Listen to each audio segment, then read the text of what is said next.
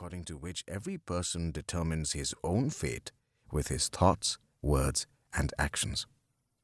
Basically, if you push something, it moves. Now, expand this idea and realize that we make the entire universe up with movements and reactions to movements.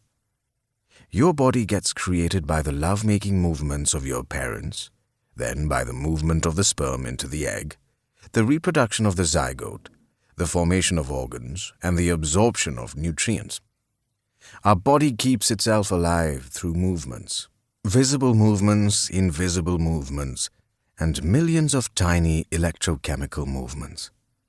The entire universe comprises spins, from galaxies to societies to electrons that revolve around the nucleus of an atom.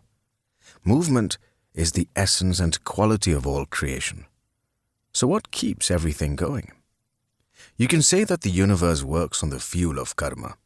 As Newton's law of action says, every action has an equal and opposite reaction. This is how karma works. A good way to understand the complexities of karmic law is to observe how karmas manifest in and around you. Life is a living textbook on the laws of karma. You can observe how life so often creates exactly what you want or fear most. Notice how the most vehement persecutors in any situation inevitably seem to become the persecuted. See how your own good deeds can rejoice your heart and create an opening for more goodness to come into your life. Even movie scripts and novels reflect an intuitive understanding of these laws, as good defeats evil almost always, even if only moments before the final credit roll. You already know the laws of karma.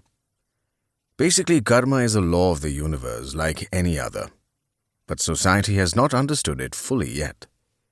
So sometimes it's used as a joke, like in a "ha-ha, that must have been your karma."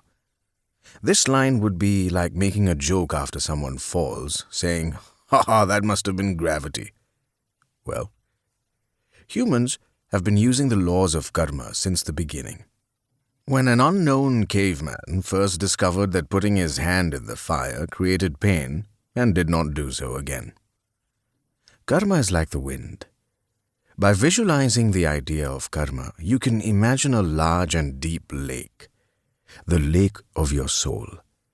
When the lake is still, you can see its depths full of life.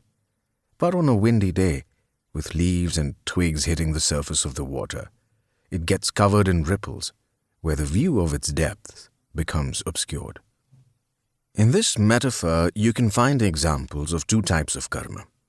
Fresh karmas. The wind is analogous to the current winds of karma that are recently being whipped up by your own endless thoughts, words, and actions. Old karmas. Twigs and leaves on the surface of the water would be analogous to old solidified karmas that are not so easily discarded, such as karmas related to your family or cultural traditions. You are more or less stuck with these karmas. Now, here's the deal. You may not have much control over all those leaves and old karmas, but you have the option to choose how the winds of the karmas that you are creating right now will blow. Even if you have a lot of old karmic debris in the lake of your soul, if the current winds remain calm, the karmic disorder moves towards the perimeter of the lake, leaving the depths visible through the clear surface of the lake.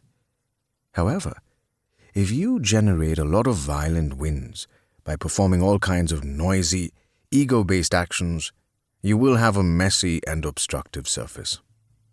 With many current karmic winds, even if you only have a small amount of old debris from past actions, the surface of your lake will still get obscured by whatever is there, and also by the ripples created in the lake directly by the fresh karmic winds. The winds of new karmas become still when you enter a state of inner peace. You can find inner peace by allowing your thoughts and actions to flow through you, unsullied by selfish desires or ego-based motives.